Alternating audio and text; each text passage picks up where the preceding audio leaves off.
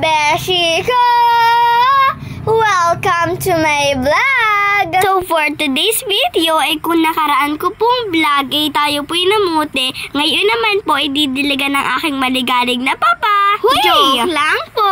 Kami nga po pala'y tuwan-tuwa pag nakikita ang mga talong na are. Talagang pag may tinanim ay literal na may aanihin ay tulad ho na rin. Dahil po are sa kasipagan ng aking ama't ina. Hindi din po basta magtanim ng gayaan. Kaya nga po ako'y proud sa aking mga magulang. Di kay tulad ho nito, di kay para sa amin din naman iyan. Pwedeng itinda, pwedeng kainin. Napakadami na din pong bunga at napakalalaki pa. Fresh na fresh po ang mga iyan. Kita niyo naman ho, binubuklat pa isa-isa ng aking papa eh. Yun, ipinapakita na. Nakakatuwa naman. Sana'y bumunga na ang aming kamatis nang ma-vlog ko din po sa inyo. Pag madami na po uli ang bunga ng mga talong na are, ay mamumuti na po uli tayo. Digay kasarap naman po ng talong na are. Pwedeng ilabon, iprito, isawsaw sa bagoong, toyo, sa kamatis. Diyos ko, kasarap. Nakakagaan din ang loob pag nakikita ang mga pinaghirapan. Bigyan ng montage yarn. 1, 2, 3, go!